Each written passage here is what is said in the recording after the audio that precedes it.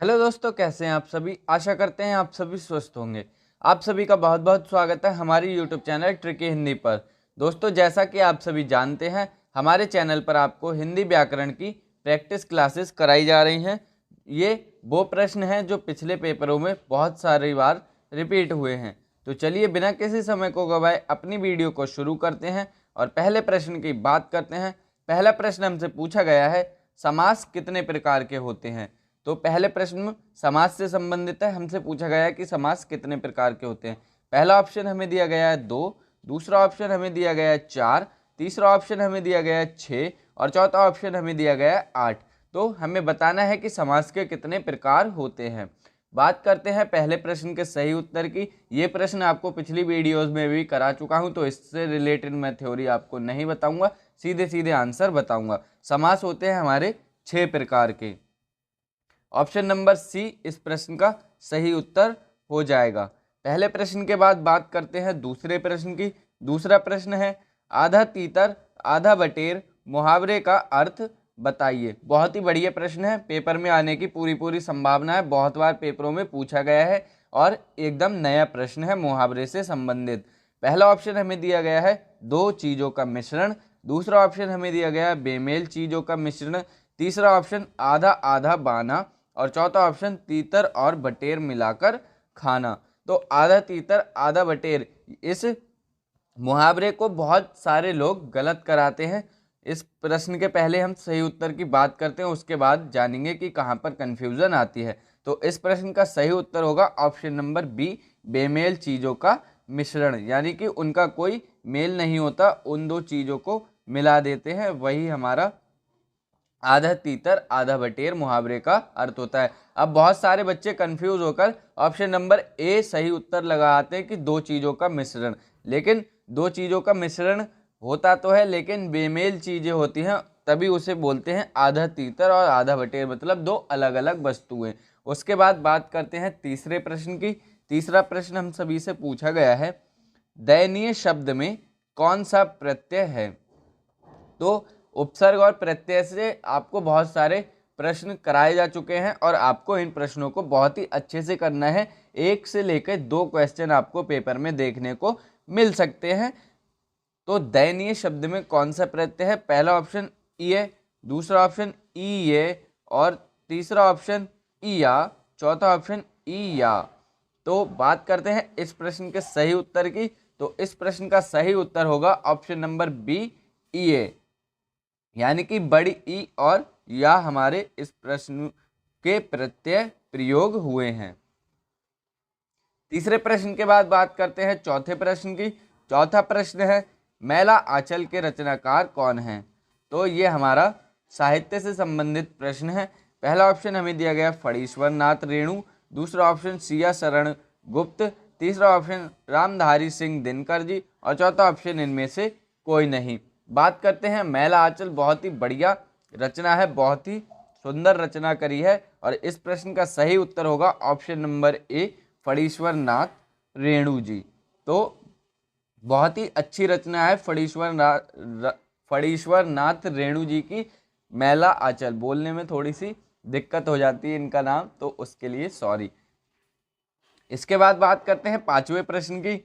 दिए गए विकल्पों में उष्ण का विरुद्धार्थी शब्द कौन सा है। विरुद्धार्थी का मतलब विलोम शब्द होता है, ये आपको ध्यान रखना है। विरुद्धार्थी मतलब उसका विरोध करने वाला। पहला ऑप्शन सक्रिय, दूसरा ऑप्शन शीत, तीसरा ऑप्शन उग्र और चौथा ऑप्शन दुष्ट। तो उष्ण शब्द का हमें विलोम शब्द बताना है। उष्ण शब्द का विलोम शब्द होता है हमारा शीत। ऑप्शन नंबर बी इस प्रश्न का सही उत्तर हो जाएगा। इसी प्रकार आपसे अगर पूछा जाए शीत का विलोम शब्द, तो शीत का विलोम शब्द हो जाएगा उष्ण। पांचवें प्रश्न के बाद अब बात करते हैं छठे प्रश्न की। छठा प्रश्न बहुत ही बढ़िया प्रश्न है, तुलसी की भक्ति भावना किस प्रकार की थी। यानी कि यहाँ पर हमसे तुलसीदास से संबंधित प्रश्न पूछा गया है, जो उनकी भक्ति थी वो किस प्रकार की भावना थी।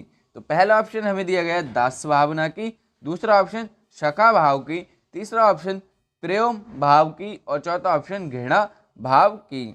तो यहाँ पर आपको तुलसीदास की जो भक्ति भावना थी उसका भाव था हमारा दास्य भाव। ऑप्शन नंबर ए इस प्रश्न का सही उत्तर हो जाएगा।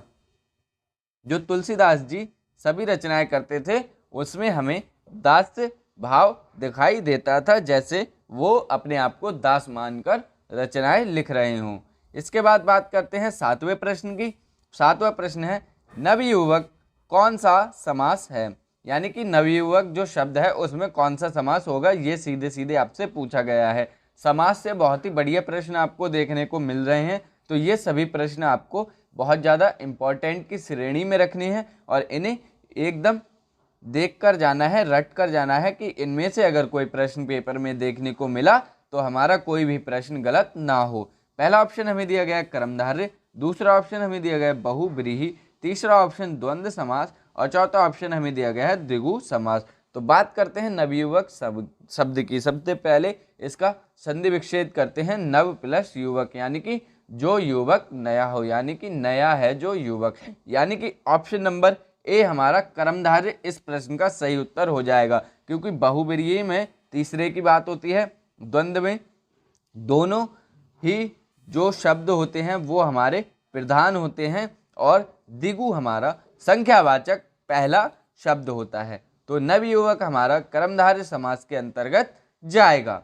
इसके बाद बात करते हैं 8वें प्रश्न की।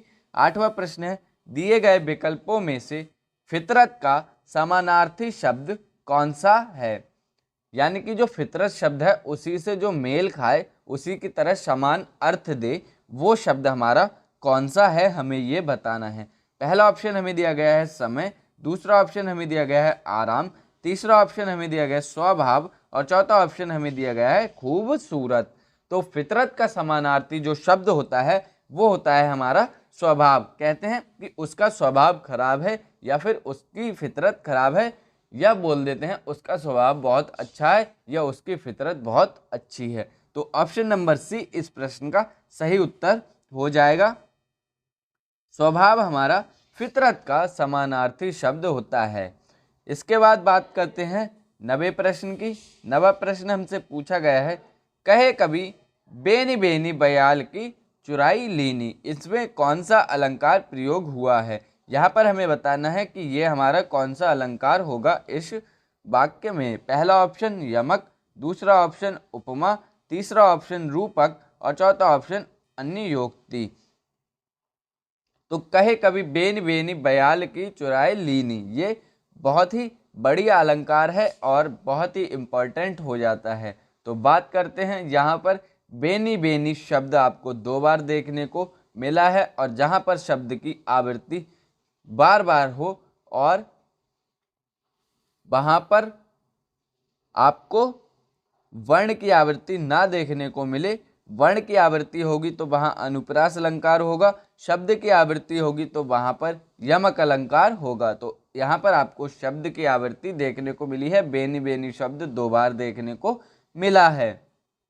तो ऑप्शन नंबर ए इस प्रश्न का सही उत्तर हो जाएगा।